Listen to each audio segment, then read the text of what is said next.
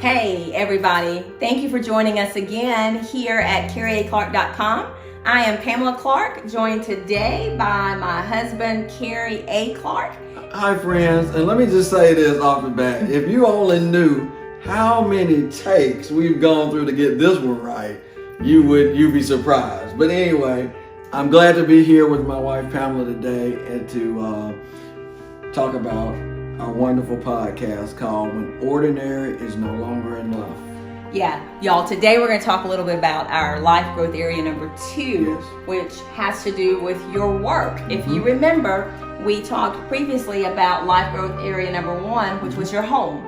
So now we're going to dive into your work. So Kerry's going to share just a little bit about that before we go into our podcast. So Kerry, any thoughts? So in life growth area number 2, our work, of course, because we're uncommon, no longer common, talking about how when ordinary is no longer enough, we got to talk about how to apply that to our work, having unconventional work habits, business ethics, career building, how we do the things we do outside of our home for employment. And one of those keys, which you will see in this episode, is what I call, or what we call actually, it's a practice that we have, and we're getting very good at it, is we find the best in others.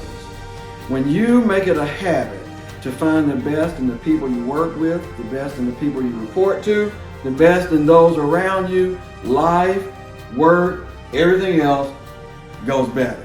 But y'all, it takes practice and a lot of do-overs to get this piece down. So let me just tell you, been there, done that. So anyway, off of me. So y'all, stay tuned. We hope you enjoy it. And of course, we'll see you back again in just a few minutes, okay? Today, I want to begin with a new topic, life's growth area number 2, our work. And in my book, When Ordinary is No Longer Enough, I use a caption called Unconventional Work Habits, Business Ethics, and Career Building. That just simply means that what I have to talk to you about has very little to do with what's normal, what's average, what's ordinary. In fact, I'm going to beat up on normal. I'm going to beat up on average. I'm going to beat up on what comes natural. The most unconventional yet essential lesson we can learn in the areas of work habits, business ethics, and career building is the lesson of identifying the best in everyone we meet. I'm starting there because these areas where you work, how you do business, how you build a career, involves the people that you interact with, whether it's a mentor or whether you're going to mentor someone, whether it's a teacher and you become a student, or whether you're a student who has a teacher, or a person who interacts with someone to serve them or to be served by someone, is what we call work. The jobs that we do is simply an exchange of services from one person to another. That also includes goods. In America, they call goods and services, but it's our interaction with others. The most uncommon yet essential lesson that we can learn in these relationships, work, business, career, is being able to identify the best in everyone that we meet. You see, I learned this simply because normal looks for the worst in every situation.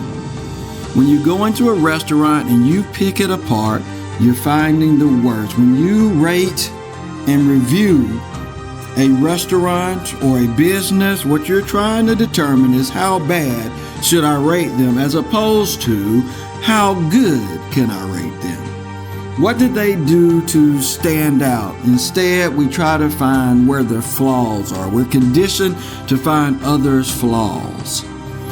Like most, it's easy to identify the negatives you see in people around you. The first thing you see when you meet someone is what you do not like about them. Whether it's their hair, their color, their nationality, their speech. I know that I have this southern drawl, and when we travel, oftentimes I'm the last one to speak because I know that people are going to find it strange, the words or the sound that comes out of my mouth. So my wife, she does most of the talking up front. That way we're not picked out so easily. As soon as I open my mouth, they look at me and say, "Oh, you must be from the South." And I am. So that's not a problem. But people will look at that as a negative because it's not like them. We were in one place in some city in Mexico, and we were on vacation at a resort, and we met this couple, and they were from New York. And the couple just wanted to hear me talk. We talked for hours, and it was mutual. I like to hear them speak because they had that New York accent, that northern accent. I'm like, "Oh, speak more." And they were like, "No, you talk more because I can't believe what's coming out of your mouth." And I was saying the exact same thing. So while we were looking at each other differently, we were enjoying the fact that we were not the same.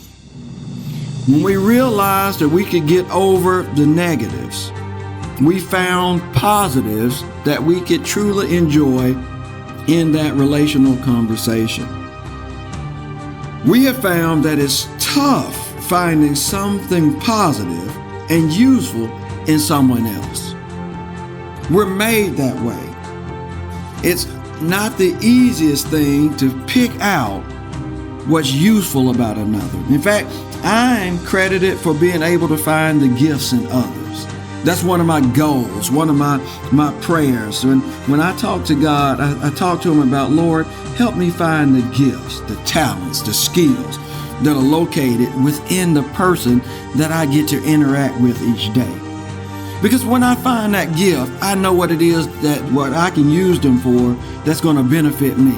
I know if I tap into their gift, they're going to be happy to support the efforts that I'm in that can help bring their gift to life, to expose their gift and that thing that they're good at. You see, that's what unconventional work habits, and business ethics, and career building does for us. It allows us to be in a relationship with someone so that their gift is exposed and we can take advantage of it. The opposite is also true, and so that our gifts can be exposed so that others can take advantage of it. This is life's growth area number 2, our work. How we use who we are to be unique, different, so that others can benefit from who we are.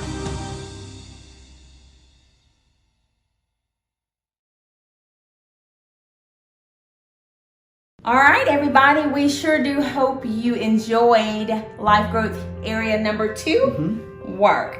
Cannot wait to hear the feedback that you have for us, so make certain that you do that, right?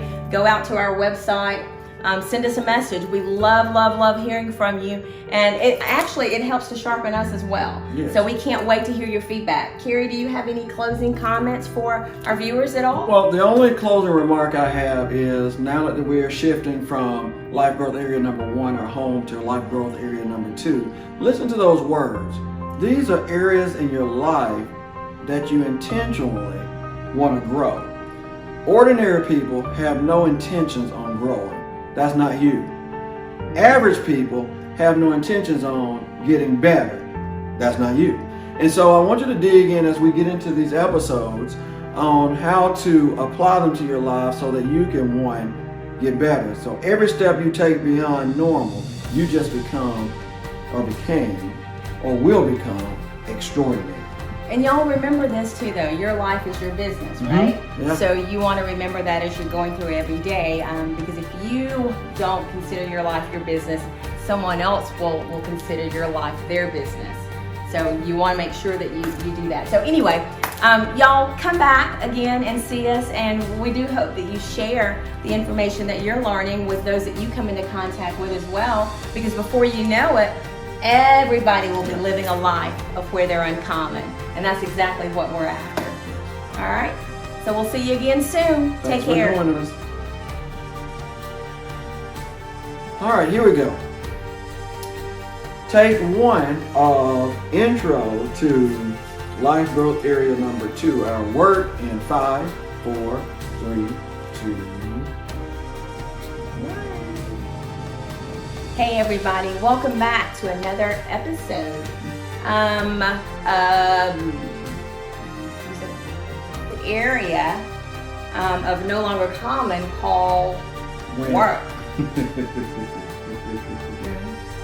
Ordinary is Another. Okay. Yeah. Let's go back. Okay. Yeah, take 3 and 5, 4, 3, 2, and 1. Let's do this. You got it? Let me see it. Let's do it. Y'all, she's about to do this thing. Let's get this done. Some stuff just doesn't need to be said. Oh, scratch that. Let's do this thing. You know, if Tori's watching this, he's like, I'm sorry, Tori. If you see this, Tori, I apologize. But we about to do this. Okay? Come on. I'm just teasing. All right, y'all. Hey, welcome back to another episode. Okay.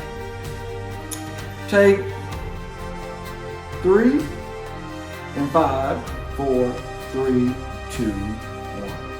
Hey, y'all. Thank you for joining us for another podcast. Is it called a podcast or is it called an episode? An episode just means another iteration of it.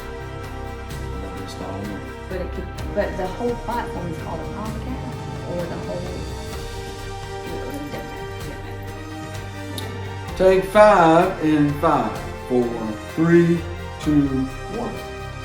Hey, y'all. Welcome back. Welcome back to another.